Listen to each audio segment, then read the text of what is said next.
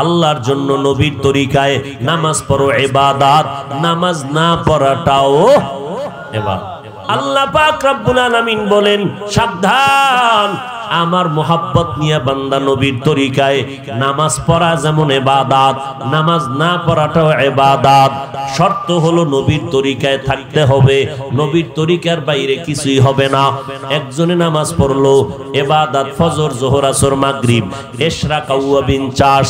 একজনে যদি সূর্য উঠার সময় নামাজ পড়ে ইবাদত, নামাজ পড়ে ইবাদত। কেন ইবাদত হবে না? নবীর তরিকায় নাই। একজনে 30টা রোজা রাখছে, আবেগ বেড়ে গেছে, ঈদের দিনও আমি আর একটা রাখুম, ইবাদত। কেন ইবাদত হবে না? নবীর তরিকায় নাই। নামাজ পড়া ইবাদত, জিকির করা ইবাদত, সিজদা করা ইবাদত। কেউ যদি জানাজার নামাজে দাঁড়ায় 3টা সিজদা মারে ইবাদত। নবীর তরিকা ছাড়া ইবাদত হবে না। এই জন্য নবীর তরিকায় তুমি লেখাপড়া করো ইবাদত, আল্লাহর জন্য নবীর তরিকায় ব্যবসা করবা ইবাদত। অতএব এতক্ষণ আলোচনার দ্বারা জানলাম মানুষের গুণ হলো আল্লাহর ইবাদত করা। আর আল্লাহর ইবাদত যদি বান্দা তুমি করতে চাও, নিয়ম জানতে হবে, পদ্ধতি জানা লাগবে। নামাজ কায়েম করো, যাকাত আদায় করো, কেমনে করবা এর নিয়ম কানুন জানা লাগবে, না হয় হবে না। একজনে মাগরিবের প্রথম 3 রাকাত ফরজ নামাজে দাঁড়াইয়া চিন্তা করলো বেজর হইরা লাভ কি, 2টা সিজদা মাওলারে বাড়াইয়া আরো 1 রাকাত পরে জোরমা নাই, 4 রাকাত হবে কি? 1 রাকাত বাদ যাইব না? চালাকি কেন করলি? তোর পুরা 4 রাকাত বাদ, নতুন করে কানে ধর। বেদবি কেন করলি? নতুন করে কানে ধরি আল্লাহু আকবার বলে আবার নামাজ পড়। কারণ মদিনার তরিকা ছাড়া চালাকি করলে হবে না। এরে নবীর উম্মত, মানুষের গুণ হলো ইবাদত। কেমনে তুমি করবা?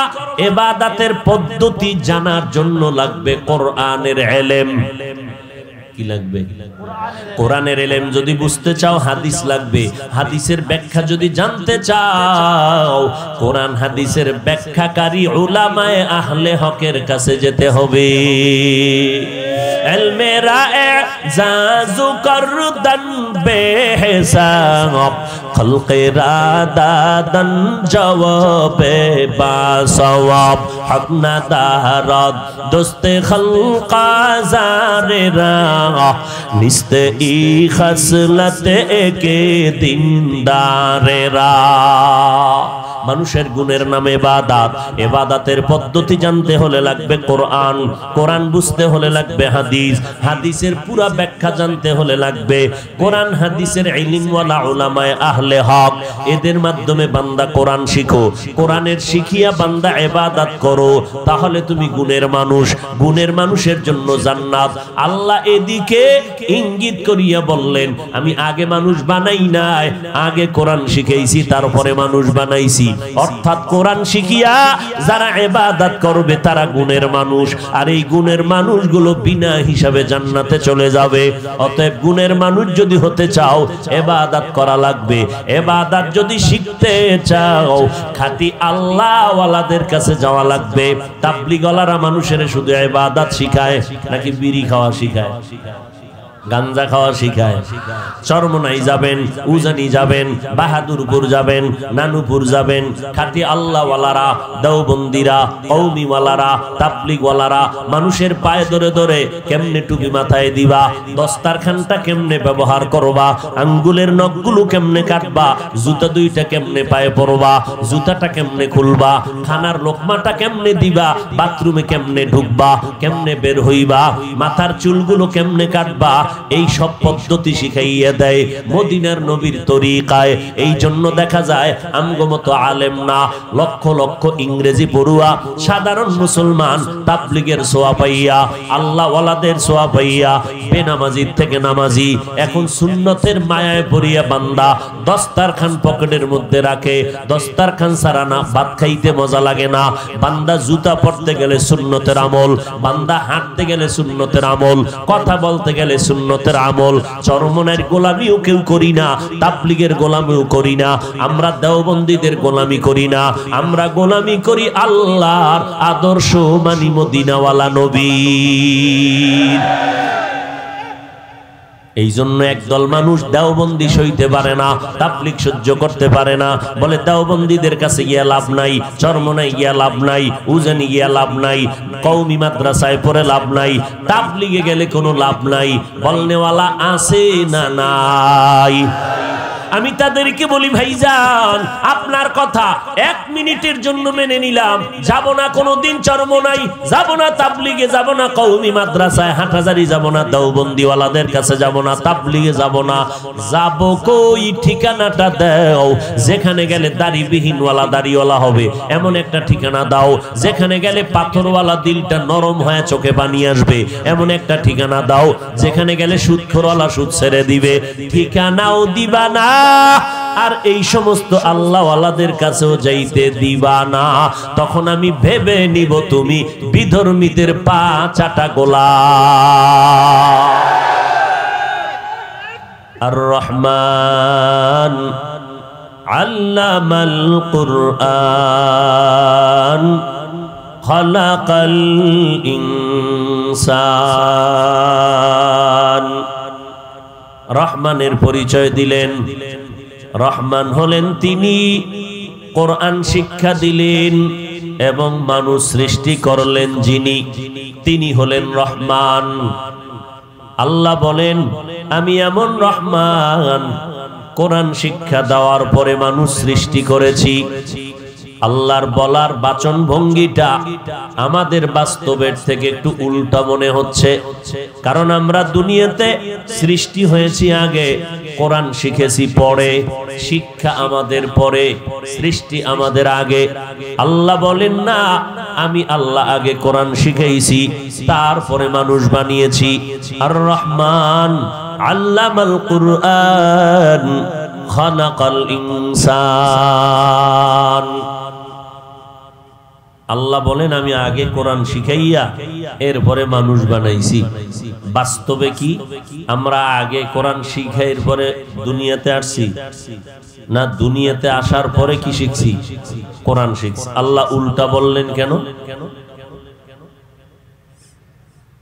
1 নাম্বার জবাব হলো, আমার আল্লাহ উল্টা বলার পর আল্লাহ যাচাই করে দেখবেন মুমিনের ইমানের পরীক্ষা করতে চান। এই মুমিনেরা, তোমরা আমার আল্লাহর কথাটা বাও হলে মানবা, উল্টা হলে মানবা না, এটা তোমার থেকে পরিষ্কার হওয়া দরকার। আল্লাহর সোজা কথাটা বুঝলে মানবা, বাঁকা কথা যদি বলে না বুঝো তো মানবা না। যদি কোনো মুমিন বলে আল্লাহর কথা যেভাবেই বলা হোক না কেন আমি এর উপরে ঈমান আনি, বিশ্বাস করি, কোনো সন্দেহ নাই। তুমি রিকশার ড্রাইভারও যদি হও তোমার ঈমান বড় তাজা। আর যে মুমিন বলবে আমি আল্লাহর কথা, কোরআন, আল্লাহর মোহব্বতের কোরআনের আওয়াজ বুঝলে আমি মানবো, না বুঝলে আমি মানতে রাজি না। তুমি 22 হাত পাগড়িও যদি লাগাও তুমি তাজা বেঈমান। আপনাদের অন্তরের কি হালাত? আল্লাহর কোরআন বুঝলে মানেন, না বুঝলে মানেন না? সবাই কথা বলেন। আমরা আল্লাহর কোরআন বুঝলেও মানি, না বুঝলেও মানি। কথা ঠিক? আমাদের ঈমান আলহামদুলিল্লাহ তাজা আছে। যারা বলবেন আল্লাহর কোরআন বুঝলে মানো, না বুঝলে মানিও না, এরা যত বড় টাইটেল ওয়ালা হোক এদের ঈমান দুর্বল। আল্লাহ বলেন আমি তোমার ঈমানটারে যাচাই করে দিলাম, আমার কথা বুঝলে মানো, না বুঝলেও মানবা কিনা এটা তোমার চূড়ান্ত এক পরীক্ষা হবে। এই জমিনের মধ্যে বহু আল্লাহর গোলামেরা আছেন, আল্লাহর কোরআন বুঝলে মানে, না বুঝলে মানতে চায় না। আবার স্লোগান দেয় কোরআন না বুঝে পড়িয়া লাভ নাই। বলনেওয়ালা আছে না নাই? আওয়ামী লীগ ওয়ালারা বলে নাই, বিএমপি ওয়ালারা বলে নাই, কারা বলল? আমার সোনার বাংলাদেশের ইসলামের ব্যানার ওয়ালাদের মধ্যে কেউ বলেছে? কি ওয়ালা? ইসলামের ব্যানার ওয়ালা, বড় আলেম, আমার মতো লঙ্গি ভরা মোল্লা না, টাইটেল অনেক দামি। এরা ইসলামের ব্যানার লাগাইয়া বলে কোরআনের অর্থ যদি না বুঝো পরে কোনো লাভ নাই। মদিনার নবী বলেন তুমি কোরআন বুঝো আর নাই বুঝো, মোহাব্বত লাগাইয়া যদি তুমি জবানে উচ্চারণ করো আলিফ লাম মিম, সাথে সাথে তোমার আমলনামায় 30টা নেক লেখা হয়ে যাবে। আরো আস্তে করে বলেন, 30টা নেক যদি লেখা হয় এক অক্ষরে কয়টা পাইলাম? মদিনার নবী বলেন, নামাজের মধ্যে দাঁড়াইয়া যদি কোরআনের অক্ষর উচ্চারণ করো, আল্লাহর মোহাব্বতে যদি তুমি আলিফ লাম মিম বলতে পারো নামাজে দাঁড়াইয়া, এক একটা অক্ষরের বিনিময়ে তোমার আমলনামায় 100 নেক লেখা হয়। নামাজের মধ্যে বসে যদি তুমি তেলাওয়াত করো, এক একটা অক্ষরের বিনিময়ে 50টা নেক তুমি পাইবা। অর্থ জানো আর না জানো, বুঝো আর না বুঝো, শুধু পড়লেই না, আমি কোরআন তেলাওয়াত করব, আপনারা চুপ করে মোহাব্বতে বসে বসে শুনবেন। আমি বান্দা পড়িয়া তেলাওয়াত করে যেই সওয়াব পাবো, আপনারা শুধু শুনবেন, সমপরিমাণ সওয়াব পেয়ে যাবেন। রমজানে তারাবির নামাজ পড়েননি? কথা কন না কেন? 8 রাকাত পড়েন আর 20 রাকাত সে কিলাকিলি করে পড়েন তো। তারাবির নামাজ পড়ায় হাফেজ সাহেব, হাফেজ কোরআন তেলাওয়াত করে, মুক্তাদি আমরা পেছনে শুনি। হাফেজ সাহেব অর্থ জানে না, আমরা মুক্তাদিরাও জানি না। বলেন এই তেলাওয়াতের মধ্যে সওয়াব আছে না নাই? সবাই একমত। অতএব ভালো করে চিহ্নিত করে নাও, যারা বলবে কোরআনের অর্থ না জেনে পড়লে লাভ নাই, এদেরকে চিহ্নিত করে নাও, এরা ইসলামের ব্যানার ওয়ালা ভণ্ড। সাবধান, বড় কঠিন বিষয়।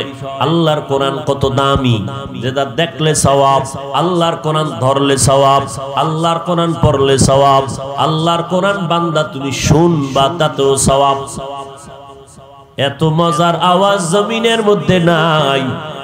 এই জন্য আবু জাহাল সারাদিন নবীরে গালি দেয়, রাতের গভীরে গিয়া নবীর ঘরের কিনারায় দাঁড়ায় নবীর জবান মোবারকের তেলাওয়াত শুনে। তেলাওয়াত আমার নবীর জীবনের প্রথম কাজ, কোরআনের তেলাওয়াত। এই তেলাওয়াত শোনাও, তেলাওয়াতের আওয়াজটা বেঈমানের কানে গেলেই আকর্ষণ শুরু হয়ে যায় চুম্বকের মতো। এত কবিতার আওয়াজ পাই, কিন্তু কোরআনের মতো মজার আওয়াজ আর শুনতে পাই না। যত শুনি ততই মজা লাগে, লাগেনি? চুম্বকের মতো শুধু আকর্ষণ তৈরি হয়। আমার আল্লাহর কালাম সারা দুনিয়ার মধ্যে একজন ভালো। আমরা বাংলা ভাষা শেখার জন্য একটা বই পড়েছিলাম, আদর্শ লিপি, 10 পৃষ্ঠার একটা বই। সারা বাংলাদেশ ঘুরবেন, 10 পৃষ্ঠার আদর্শ লিপির একজন হাফেজ নাই। তাওরাতের হাফেজ নাই, ইনজিলের হাফেজ পাবেন না, বাইবেলের হাফেজ নাই, গীতা রামায়ণ মহাভারতের হাফেজ নাই, আল্লাহর কোরআনের হাফেজ অল্প। ঘরে ঘরে কোরআনের হাফেজ। 8 বছরের সন্তান হেফজখানায় ঢুকছে, 6 মাসে পুরা কোরআনটা মুখস্থ করে ফেলেছে। 8 বছর সন্তানের কলিজায় সিনার মধ্যে 30 পারা কোরআন মুখস্থ করাইয়া দিলেন কে? আরো জোরে বলেন। কেন আপনার আব্বায় দেয় নাই? তা আপনি হাফেজের বিরুদ্ধে লাগলেন কেন? যে আমার আব্বায় ঢুকাই দিছে তো ওইটারে বের করো। আল্লাহ যদি দেয় তোমার জলে কেন? আল্লাহ হেদায়াত দান করুন। এরা ইসলামের ব্যানারওয়ালা বাতিল, ইসলামের ব্যানারওয়ালা। 1500 বছর পর্যন্ত আল্লাহর নবীর উপরে অবতীর্ণ হওয়া কোরআন যখন আসলো, বড় বড় বেঈমানেরা ভুল বের করার জন্য কত অপচেষ্টা করলো। 1500 বছর পর্যন্ত অপচেষ্টা কম করে নাই। জানা থাকলে বলবেন আল্লাহর কোরআনের কোন ভুল কেউ বের করতে পেরেছে? কোন বেঈমান তো পারলই না, বরং অনেক আল্লাহর বান্দা মাথা নত করে কালেমা পড়ে মুসলমান হয়ে গেল। কথা ঠিক। কিন্তু কপাল বড় খারাপ, 1500 বছর পর আমার সোনার বাংলায় কোন একজন পণ্ডিতের জন্ম হলো, ইসলামের ব্যানার লাগাইয়া, মাওলানা নামের টাইটেল লাগাইয়া কয় কোরআন শরীফের মধ্যে বড় বড় জাল আছে। কেমন জাল? কয় হাদিসের থেকেও বেশি জাল। আরো আস্তে করে বলেন।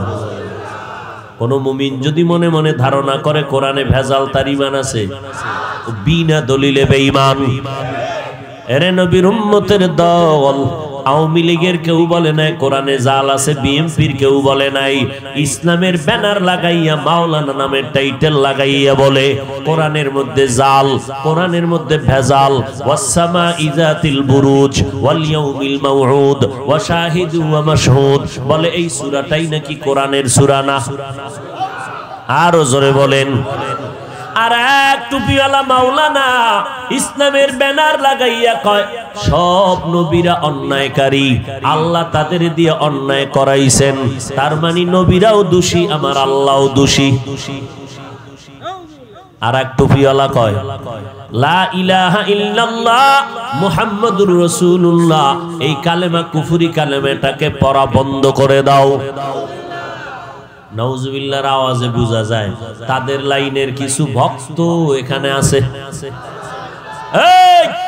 যদি কেউ মনে করো লা ইলাহা ইল্লাল্লাহ মুহাম্মাদুর রাসূলুল্লাহ মানি না, তুমি বেঈমান। যদি বলো নবীরা অন্যায় করেছেন, আল্লাহ অন্যায় করাইছেন, তুমি বেঈমান। যদি বলো কোরআনের মধ্যে জাল আছে, তুমি বেঈমান। না হুজুর আমি কই নাই, আমগো বড় হুজুরে কইছে।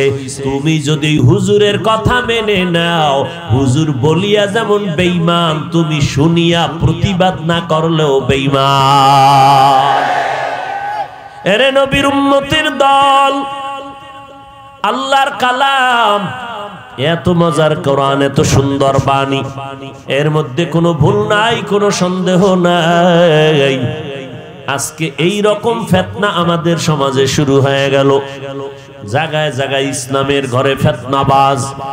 একদল হুজুর কয় কাজা নামাজের দরকার নাই, আর এক হুজুর বলে জুমার নামাজের আগে সুন্নত লাগবে না, আর এক হুজুর মাওলানা নামের টাইটেল লাগায় বলে নফল ইবাদত লাগবে না, আর এক মাওলানা নামের টাইটেল লাগায় বলে বিতিরের নামাজ প্রতিদিন পড়ার দরকার নাই, মাঝে মাঝে যদি পড়ো পুরাটা লাগবে না, এক রাকাত শর্টে মারবা, পুরা 3 রাকাতের দরকার নাই।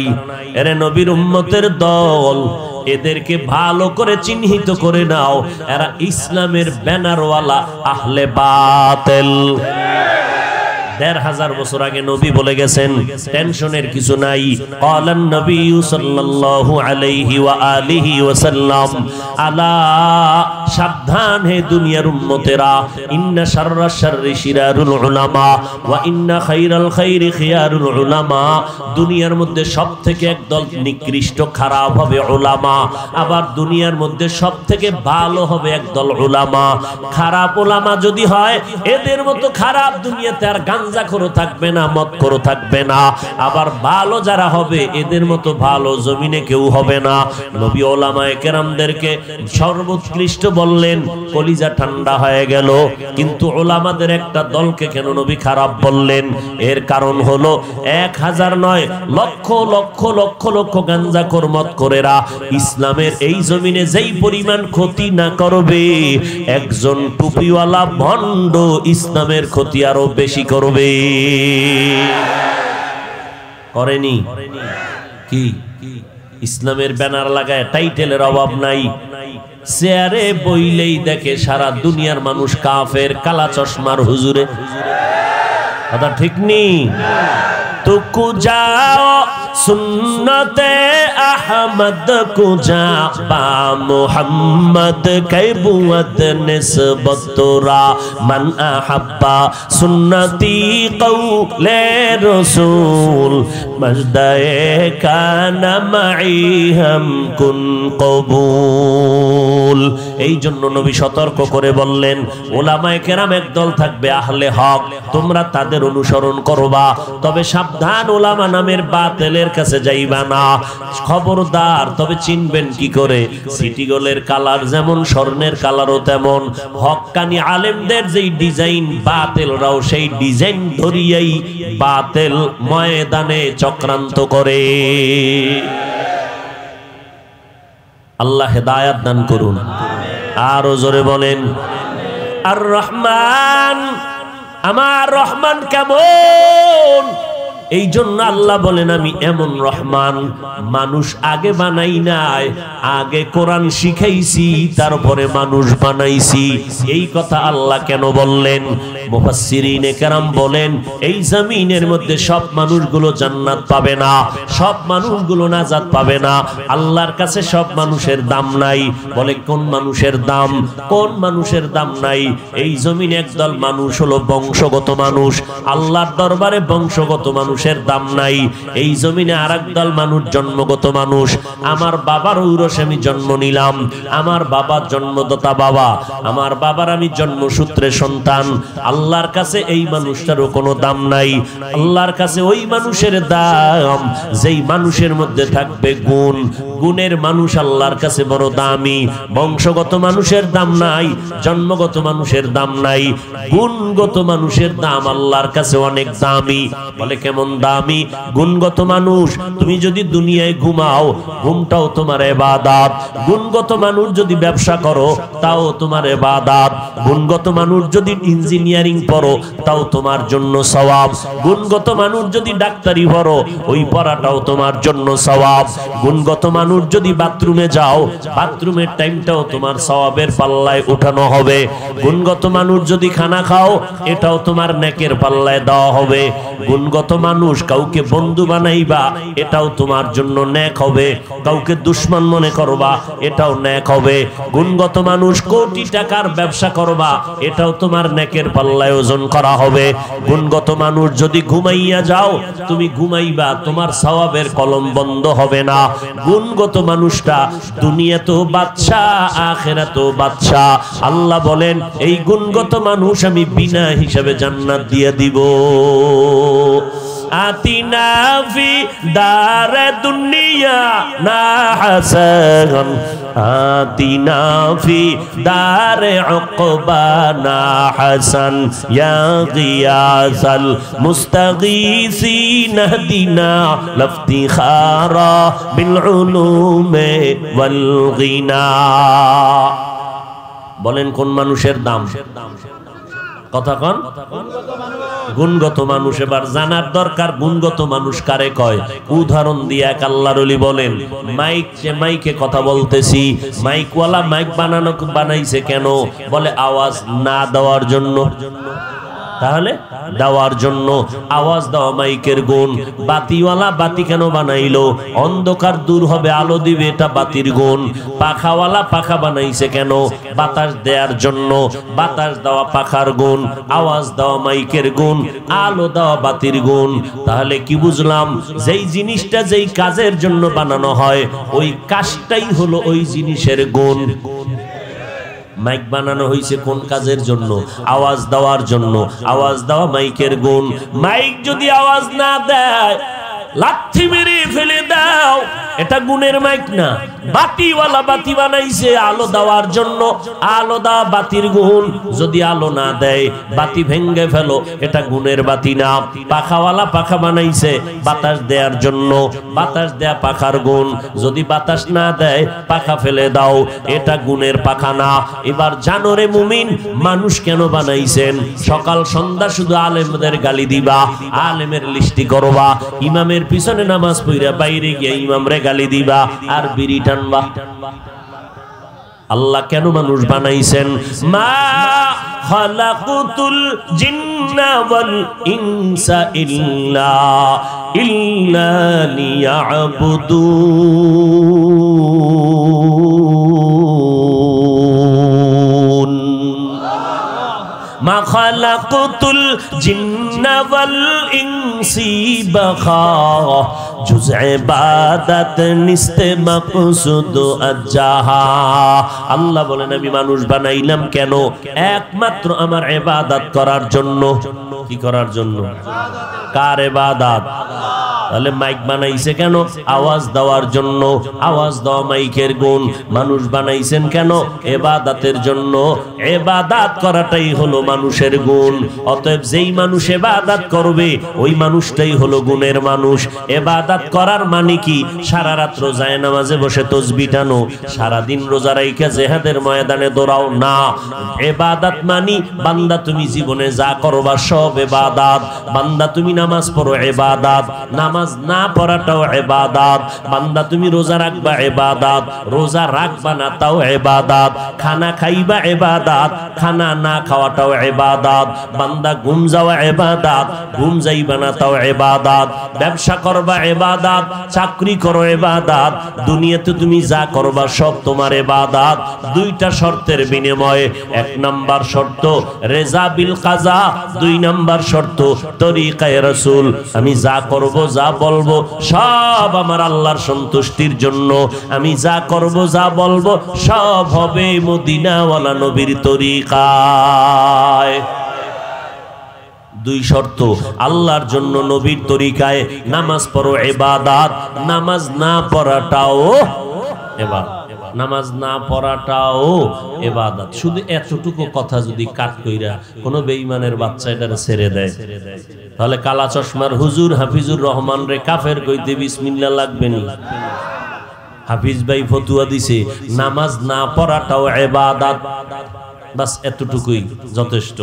আর ওই কিছু পাগল ছাগল এরা চিন্তা করে না, এই কপাল পোড়া নষ্ট, তুই 1 মিনিটের বয়ান দিলি কেন? এই দেশের কোন হুজুর তো 1 মিনিট বয়ান করে না, কমপক্ষে 1 ঘন্টা আধা ঘন্টা পুরা বয়ান দিবি, নাইলে জুতার বাড়ি না দিয়ে তোরে আর সাইজ করা যাবে না। তুই 1 মিনিটের বয়ান দিলি কেন রে বেঈমান? পুরা বয়ান দিবি, আগা মাথা কোথায়? এই ইসলামের বাতিলওয়ালারা মাথা গরম হয়ে গেছে, কোন দিক থেকেই এদেরকে দমন করতে পারে না আহলে হকদেরকে। এরে নবীর উম্মতের দল, আল্লাহ পাক রব্বুল আলামিন বলেন সাবধান, আমার মোহাব্বত নিয়ে বান্দা নবীর তরিকায় নামাজ পড়া যেমন ইবাদত, নামাজ না পড়াটাও ইবাদত। শর্ত হলো নবীর তরিকায় থাকতে হবে, নবীর তরিকার বাইরে কিছুই হবে না। একজনে নামাজ পড়লো ইবাদত, ফজর যোহর আসর মাগরিব ইশরাক আওয়াবিন চাষ। একজনে যদি সূর্য উঠার সময় নামাজ পড়ে ইবাদত, নামাজ পড়ে ইবাদত। কেন ইবাদত হবে না? নবীর তরিকায় নাই। একজনে 30টা রোজা রাখছে, আবেগ বেড়ে গেছে, ঈদের দিনও আমি আর একটা রাখুম, ইবাদত। কেন ইবাদত হবে না? নবীর তরিকায় নাই। নামাজ পড়া ইবাদত, জিকির করা ইবাদত, সিজদা করা ইবাদত। কেউ যদি জানাজার নামাজে দাঁড়ায় 3টা সিজদা মারে ইবাদত। নবীর তরিকা ছাড়া ইবাদত হবে না। এই জন্য নবীর তরিকায় তুমি লেখাপড়া করো ইবাদত, আল্লাহর জন্য নবীর তরিকায় ব্যবসা করবা ইবাদত। অতএব এতক্ষণ আলোচনার দ্বারা জানলাম মানুষের গুণ হলো আল্লাহর ইবাদত করা। আর আল্লাহর ইবাদত যদি বান্দা তুমি করতে চাও, নিয়ম জানতে হবে, পদ্ধতি জানা লাগবে। নামাজ কায়েম করো, যাকাত আদায় করো, কেমনে করবা এর নিয়ম কানুন জানা লাগবে, না হয় হবে না। একজনে মাগরিবের প্রথম 3 রাকাত ফরজ নামাজে দাঁড়াইয়া চিন্তা করলো বেজোর হইরা লাভ কি? 2টা সিজদা মাওলারে বাড়াইয়া আরো 1 রাকাত পরে জোর মানাই, 4 রাকাত হবে কি? 1 রাকাত বাদ যাইব না? চালাকি কেন করলি? তোর পুরা 4 রাকাত বাদ। নতুন করে কানে ধর। বেদবি কেন করলি? নতুন করে কানে ধরি আল্লাহু আকবার বলে আবার নামাজ পড়। কারণ মদিনার তরিকা ছাড়া চালাকি করলে হবে না। এরে নবীর উম্মত, মানুষের গুণ হলো ইবাদত। কেমনে তুমি করবা? ইবাদতের পদ্ধতি জানার জন্য লাগবে কোরআনের ইলম। কি লাগবে? কোরআনের ইলম যদি বুঝতে চাও হাদিস লাগবে। হাদিসের ব্যাখ্যা যদি জানতে চাও কোরআন হাদিসের ব্যাখ্যাকারী উলামায়ে আহলে হকের কাছে যেতে হবে। इल्मेरा एजाज़ु करदन बेहिसाब खल्क़े रादादन जवाबे बासवाब हक नदारद दोस्ते खल्क़ा ज़ारेरा निस्ते ई खसलते के दिनदारेरा মানুষের গুণের নামে ইবাদত ইবাদতের পদ্ধতি জানতে হলে লাগবে কোরআন কোরআন বুঝতে হলে লাগবে হাদিস হাদিসের পুরো ব্যাখ্যা জানতে হলে লাগবে কোরআন হাদিসের ইলমওয়ালা উলামায়ে আহলে হক এদের মাধ্যমে বান্দা কোরআন শিখো কোরআনের শিখিয়া বান্দা ইবাদত করো তাহলে তুমি গুণের মানুষের জন্য জান্নাত আল্লাহ এদিকে ইঙ্গিত করিয়া বললেন আমি আগে মানুষ বানাই নাই আগে কোরআন শিখাইছি তারপরে মানুষ বানাইছি অর্থাৎ কোরআন শিখিয়া যারা ইবাদত করবে তারা গুণের মানুষ আর এই গুণের মানুষগুলো বিনা হিসাবে জান্নাতে চলে যাবে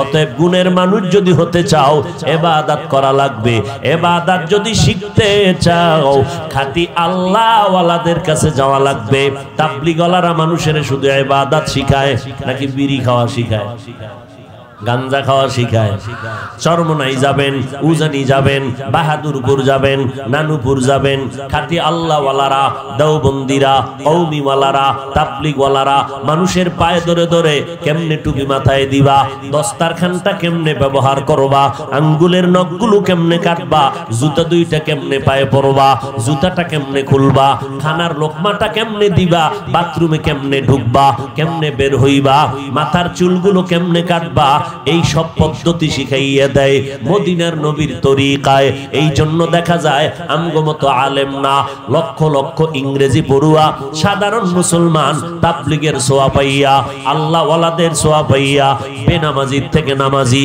এখন সুন্নতের মায়ায় পড়িয়া বান্দা দস্তারখান পকেটের মধ্যে রাখে দস্তারখান ছাড়া না ভাত খাইতে মজা লাগে না বান্দা জুতা পরতে গেলে সুন্নতের আমল বান্দা হাঁটতে গেলে সুন্নতের আমল কথা বলতে গেলে সুন্নতের আমল চরমনের গোলামিও কেউ করি না তাবলীগের গোলামিও করি না আমরা দেওবন্দীদের গোলামি করি না আমরা গোলামি করি আল্লাহর আদর্শ মানি মদিনাওয়ালা নবীর এই জন্য একদল মানুষ দেওবন্দি সইতে পারে না তাবলীগ সহ্য করতে পারে না বলে দেওবন্দীদের কাছে গিয়া লাভ নাই চরমনাই গিয়া লাভ নাই উজানি গিয়া লাভ নাই কওমি মাদ্রাসায় পড়ে লাভ নাই তাবলীগে গেলে কোনো লাভ নাই বলনেওয়ালা আছে না নাই আমি তাদেরকে বলি ভাইজান আপনার কথা 1 মিনিটের জন্য মেনে নিলাম যাব না কোনোদিন চরমনাই যাব না তাবলীগে যাব না কওমি মাদ্রাসায় হাটহাজারি যাব না দেওবন্দি ওয়ালাদের কাছে যাব না তাবলীগে যাব না যাব কই ঠিকানাটা দাও যেখানে গেলে দাড়িবিহীন ওয়ালা দাড়িওয়ালা হবে এমন একটা ঠিকানা দাও যেখানে গেলে পাথরওয়ালা দিলটা নরম হয়ে চোখে পানি আসবে এমন একটা ঠিকানা দাও যেখানে গেলে সুদখোরওয়ালা সুদ ছেড়ে দিবে ঠিকানাও দিবা না আর এই সমস্ত আল্লাহ ওয়ালাদের কাছেও যাইতে দিবা না তখন আমি ভেবে নিব তুমি বিধর্মীদের পা চাটা গোলাম তুমি ঠিকানা দাও যাব না চরমনাই যাব না কোনো পীরের কাছে যাব না তাবলীগে কোথায় গেলে আল্লাহ পাওয়া যাবে রাসূল পাওয়া যাবে চোখে পানি আসবে কান্নাওয়ালা জীবন পাবো জিকিরওয়ালা জিব্বা পাবো আখিরাতের কলবওয়ালা ফিকির তৈরি হবে এমন একটা ঠিকানা দাও তুমি দিবা কবে জমিনের মধ্যে এই আহলে হকদের এই ঠিকানা ছাড়া আর কোনো ঠিকানা নাই আল্লাহ হেদায়েত দান করুন ভাইরা আমার আল্লাহ পাক রব্বুল আলামিন বলেন গুণের মানুষ আমার কাছে বড় দামি ওই গুণের মানুষ হইয়া কবরে আসবি গুণের মানুষ ইবাদত কর ইবাদত করা মানে ঘুম বন্ধ হবে না চাকরি যাবে না লেখাপড়া বন্ধ হবে না নবীর তরিকা যারা মানিয়ে ইবাদত করে তাদের মধ্যে কি ব্যবসায়ী নাই চাকরিজীবী নাই র‍্যাব আর্মি পুলিশ বিডিআর নাই প্রফেসর ইঞ্জিনিয়ার নাই অভাব নাই কে তোমাকে ধোঁকা দিল যে নবীর তরিকা মানলে স্বাধীনতা থাকবে না অতএব তওবা করে নাও আল্লাহর কাছে তওবা করিয়া এখনই তওবা করো, জীবনে নামাজ ছাড়িও না রে বাবা। আল্লাহর মোহাব্বত নিয়ে চলতে গেলে ব্যবসাও বন্ধ হবে না, চাকরিও যাবে না, লেখাপড়াটাও বন্ধ হবে না। যারা চাকরি করো, ব্যবসা করো, স্কুলে পড়ো, কলেজে পড়ো, ওই জায়গায় থাকো, থাকিয়া নবীর তরিকায় চলো। 5 বেলার নামাজ, মা বাবার খেদমত, উলামায়ে আহলে হকের পরামর্শ নিয়ে চলো, আল্লাহর ইবাদত করিয়া যাও। না হয় অবস্থা কেমন হবে জানো? মাইকওয়ালার মাইকে যদি আওয়াজ না দেয়, মানুষ যেমন এটাকে ছুঁড়ে ফেলে দেয় গুণের মাইক না বলিয়া, বাতি যদি আলো না দেয় লাথি মেরে যদি ফেলে দেয়। ওরে বান্দা, যদি তুমি ইবাদতের পুঁজি না নিয়া কোনদিন যদি তুমি আজরাইলের হাতে ধরা পড়ে যাও, আজরাইল যদি আইসা দেখে তোমার নামাজ নাই, রোজা নাই, পর্দা নাই, জানটা কবজ করবে। সাদা কাফনের প্যাকেটের মধ্যে যখন ঢুকাইয়া জানাজা পড়াইয়া আমার তোমার গায়ের গেঞ্জি পর্যন্ত বেলেট দিয়া কেটে কেটে রাখিয়া শেষ পর্যন্ত বিদায় নিয়ে বাসবাগানে কবরে রাখিয়া পাড়াইয়া পাড়াইয়া মাটি দিয়া সবাই বিদায় হয়ে যাবে, ওই কবরে 2 জন ফেরেশতা হাজির হয়ে যাবে 3টা প্রশ্ন করার জন্য। তুমি কত বড় আলেম কোনো প্রশ্ন নাই, তুমি ডাক্তার না রোগী জানার দরকার নাই, তুমি কয় টাকার মালিক তাও জানার দরকার নাই। জানার দরকার 3টা কথা, রবের পরিচয় দাও, ধর্মের পরিচয় দাও, রাহমাতুল লিল আলামিনের পরিচয় দাও। এই 3টা প্রশ্নের জবাব যদি দিতে না পারে, আল্লাহ তাআলা বলবেন, সাথে সাথে গায়বী আওয়াজ দিয়া বলবে, এ ফেরেশতা, এই বান্দাটা আমার গুণের বান্দা না, এটা বংশগত মানুষ ঠিক আছে, জন্মগত মানুষ ঠিক আছে, এই বান্দার মধ্যে ইবাদতের গুণ নাই। যার মধ্যে গুণ নাই, দুনিয়ার মানুষ যেমন গুণ যদি না থাকে মাইকের আওয়াজে মাইক ফালায় দেয়, বাতি যদি গুণ না থাকে গুণের বাতি না বলে ফেলে দেয়। আল্লাহ বলবে, এ ফেরেশতা, এটা আমার গুণের বান্দা না, ইবাদতের গুণ নাই, লাথি মেরে জাহান্নামের আগুনে ফালাইয়া দাও, জাহান্নামের আগুন কবর ভরে দাও, জাহান্নামের বিছানা দিয়া কবরটা ভরে দাও, জাহান্নামের আগুনের সাথে রাস্তা বানায় দাও। আল্লাহ বলবে, রে কবরের মাটি, এই বান্দাকে আর ছাড় দেওয়ার কোনো সুযোগ নাই, 2 পার্শ্ব থেকে জোরে জোরে চাপ দাও। এত জোরে চাপ দিবে পাজরের হাড় চুরমার হয়ে যাবে। এরে আল্লাহর বান্দারা, ও পর্দার আড়ালের আম্মা জানেরা, ও যুবকেরা, দুনিয়াটা কিছুই না রে বাবা।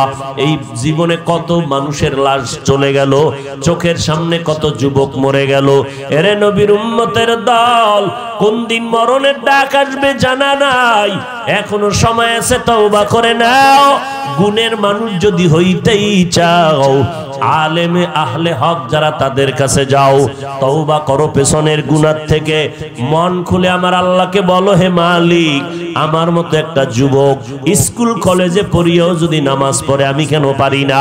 আমার মতো বান্দা চাকরি করে ব্যবসা করিয়েও যদি নামাজ পড়ে আমি কেন পারি না? আমার মতো বান্দা লেখাপড়া করে নামাজ পড়ে আমি কেন পারি না? নদীর মধ্যে মাছ ধরে, জমিনে চাষাবাদ করে, নামাজ ছাড়ে না, আমি কেন পারি না? ও পর্দার আড়ালের আম্মা জানেরা, আপনারা নবীদের মা, সাহাবায়ে কেরামের মা, আউলিয়ায়ে কেরামের মা, আপনাদের ভাগ্য কত ভালো। আপনারা আয়েশা রাদিয়াল্লাহু আনহার মতো নারী, ফাতেমা রাদিয়াল্লাহু আনহার মতো নারী, আপনাদের এত জীবনটা ধন্য। মায়ার নবী বলে গেলেন, ও নারীরা, বাহিরে গিয়া কষ্ট করার দরকার নাই, ঘরের মধ্যে থাকিয়া স্বামীর মাল হেফাজত করো। বাপ, 5 বেলার নামাজ পড়ো, তোমার সন্তানগুলো তুমি আদর্শওয়ালা বানাইয়া যাও, মরিয়া গেল সন্তান কোরআন পড়িয়া যেন দোয়া করতে পারে। এইভাবে তোমার জীবনটা চালাও, তোমার পুরুষের মতো জুমায় না গিয়েও তুমি সওয়াব পেয়ে যাবা, তুমি ঈদগাহে না গেলেও পুরুষের সমান সওয়াব পেয়ে যাবা, তুমি জিহাদের ময়দানেও যদি না যাও তোমাকে আল্লাহ পূর্ণ সওয়াব দান করবেন। ও আম্মা জানেরা, আল্লাহর কাছে তওবা করেন, দোয়া করেন, নেককার সন্তান জমিনে রেখে যান। আপনার সন্তান ডাক্তার হবে আলহামদুলিল্লাহ, ইঞ্জিনিয়ার হবে আলহামদুলিল্লাহ, প্রফেসর হবে আলহামদুলিল্লাহ, তবে মদিনার আদর্শের বাইরে যেন না চলে, মুরব্বীদের বরদোয়া নিয়ে যেন না চলে। আদর্শবান সন্তান দুনিয়াতে রেখে যাবেন।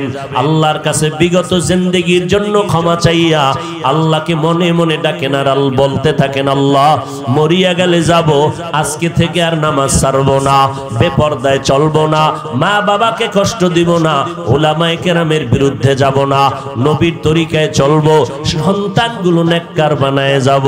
ও যুবকেরা, আল্লাহর কাছে তওবা করো। তবে সবার কপালে তওবা নসিব হবে না। 13টা বছর পর্যন্ত বেঈমান আবু জাহাল নবীর বয়ান শুনলো আর দেখলো, একবারও কালেমা কপালে নসিব হলো না। এই রকম শক্ত দিলওয়ালা জমিনে অনেক দিন থাকবে, হাজারো বয়ানে তাদের দিলটা নরম হবে না।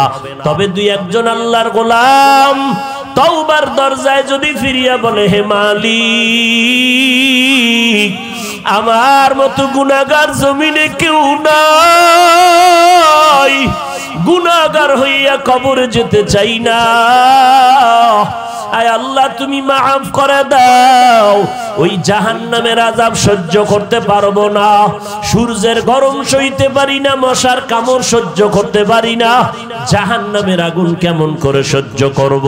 আয় আল্লাহ আজকে থেকে তওবা করে নিলাম, গলায় ছুরি আসলে মরে যাব, আর নামাজ ছাড়বো না, বেপরদায় চলবো না, নবীর তরিকার বাইরে চলবো না, মা বাবার দোয়া নিয়ে, উলামায়ে কেরামের পরামর্শ নিয়ে চলবো, দেশ ও জাতির বিরুদ্ধে কোন ষড়যন্ত্রে লিপ্ত হব না।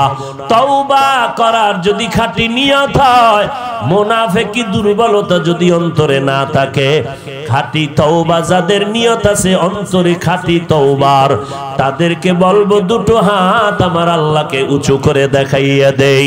আয় আল্লাহ আমাদের তওবা কবুল করে নেন। আয় আল্লাহ গুনাহমুক্ত জীবন দান করেন, তওবার উপরে মজবুত হইয়া চলার তৌফিক দান করেন, আমিন।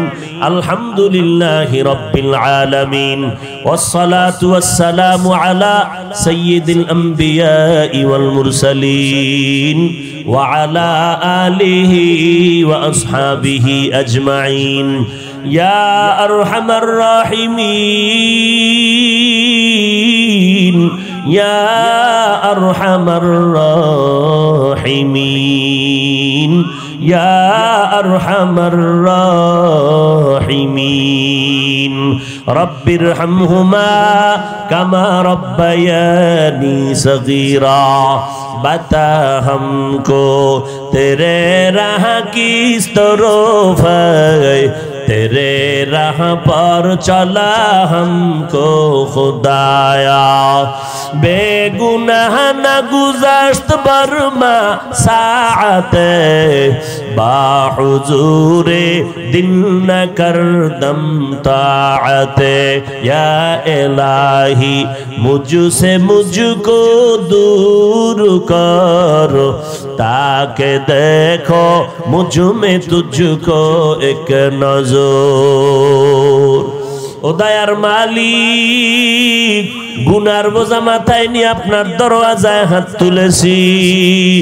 আয় আল্লাহ কুদরতের নজর দিয়ে দেখেন, ওলামায়ে কেরাম, মুরব্বী, হাজী সাহেব, কত যুবক, কত ছাত্র ভাই, পর্দার আড়ালের কত মা বোনেরা, ব্যবসায়ী চাকরিজীবীরা হাত তুলেছেন। মেহেরবানি করে আমাদের সকলের জিন্দেগির সব গুনাহগুলো মাফ করে দেন আল্লাহ। মাহফিল কবুল করে নেন, আয়োজনকারী সহযোগিতাকারীদের কবুল করে নেন, সারা দুনিয়াবাসীকে মাফ করে দেন, বাংলাদেশ শান্তির দেশ বানায় দেন, প্রশাসনিকভাবে যারা কাজ করে দিনদার বানায় দেন, সরকার বাহাদুর থেকে সকল জনপ্রতিনিধিদেরকে দিনের খাদেম বানায় দেন। আয় আল্লাহ উলামায়ে আহলে হকের বিজয় দান করেন। আয় আল্লাহ ইসলামের ব্যানারওয়ালা দুশমন থেকে হেফাজত করেন, মিথ্যা মামলায় জড়িতদেরকে মুক্তি দান করেন আল্লাহ, ইজ্জতের হেফাজত করেন আল্লাহ, রিয়া হাসাদ কিবির দূর করে ইখলাস দান করেন, ইলম ও হিকমত আমলে বরকত বাড়ায় দেন, চলার পথে ইজ্জতের সাথে হেফাজত করেন। আয় আল্লাহ মেহেরবানি করে নবীজির সুন্নাতওয়ালা জিন্দেগি দান করেন, ঘরে ঘরে সুন্নতের বাতি জ্বালায় দেন, মা বোনদের পর্দানিশি আবেদা বানাইয়া দেন, সন্তানগুলো নেককার দিনদার বানায় দেন, 5 ওয়াক্ত নামাজি কোরআন পড়নেওয়ালা বানায় দেন, আমার কলিজার টুকরা যুবকদের দিনের খাদেম বানায় দেন, মোবাইলের গুনাহের থেকে হেফাজত করেন, মোবাইলের গুনাহের থেকে হেফাজত করেন, মোবাইলের গুনাহের থেকে হেফাজত করেন। যারা কামাই রুজি ব্যবসা চাকরি করে বরকত হালাল ভাবে বাড়ায় দেন, হারাম থেকে হেফাজত করেন, অভাবীদের অভাব দূর করে দেন, ঋণ আদায়ের ব্যবস্থা করে দেন আল্লাহ। আয় আল্লাহ, নবীজির মুহাব্বতে আমাদের দিলের নেক আশা পূরণ করে দেন। নবীজির রওজা মুবারক বাইতুল্লাহ জিয়ারতের তৌফিক